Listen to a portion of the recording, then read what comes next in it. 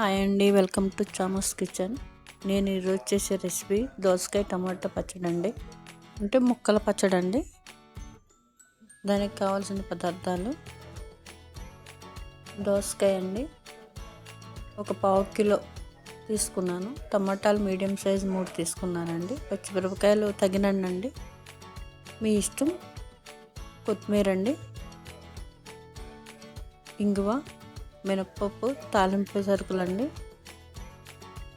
ఒక అర స్పూను మెంతులు అండి, తగినంత నూనె, నిమ్మకాయ చెక్కలు 2 తీసుకున్నాను, కరివేపాకు అండి. కొంతమంది చింతపండు కూడా వేసుకుంటారు, నేను నిమ్మకాయ రసం వేస్తున్నానండి. పచ్చిమిరపకాయలు, మెంతులు ముందు వేపుకోవాలండి.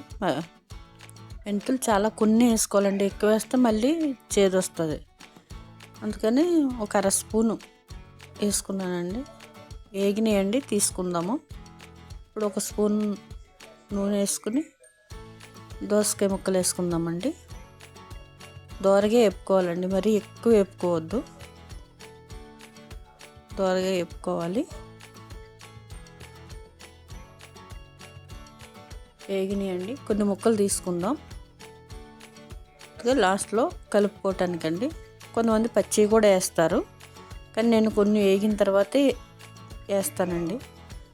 టమాటాలు వేసుకుందాం. ఇవి కూడా పెద్ద ఎక్కువే మగ్గక్కర్లేదండి, టమాటాలు అవిని. ఒకటి టమాటాలు పచ్చడి చేసుకుంటే మాత్రం కొంచెం బాగా మగ్గబెట్టుకుంటాము.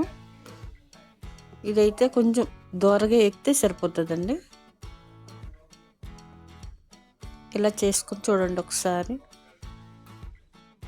మగ్గినాయండి. ఇప్పుడు పుదీనా వేసుకుందాం.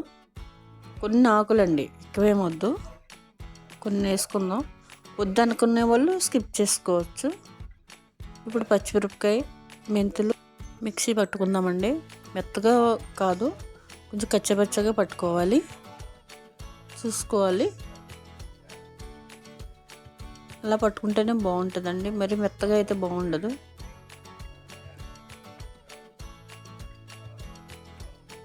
ఇప్పుడు ముక్కలు వేసుకుందాము. ఇది కూడా కచ్చపచ్చగానే పట్టుకోవాలి. కొత్తిమీర వేసానండి. ఇప్పుడు తగినంత సాల్ట్ అండి,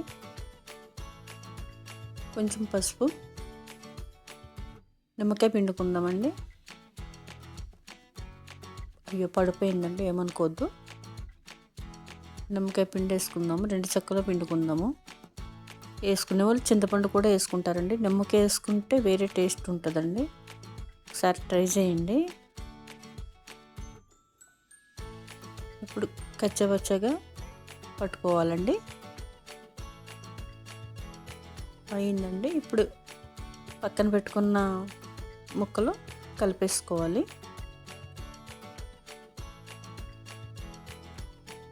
ఇప్పుడు తాలింపు వేసుకుందామండి. నూనె వేసుకుందాము, మినప్పప్పు వేసుకుందామండి. ఫస్ట్ వేగుతున్నాయి, ఇప్పుడు వేసేసుకున్నానండి. ఎల్లుల్లిపాయ, ఆవాలు, జీలకర్ర, ఎండుమిరపకాయలండి.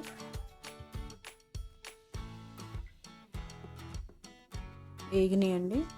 ఇప్పుడు కరివేపాకు వేసుకుందాం. ఇప్పుడు ఇంగువ వేసుకోవాలండి లాస్ట్లో. ఇది కూడా కొంతమందికి ఇష్టం ఉండదండి, ఇష్టం ఉన్న వాళ్ళు వేసుకోవచ్చు. కలుపుకుందాం.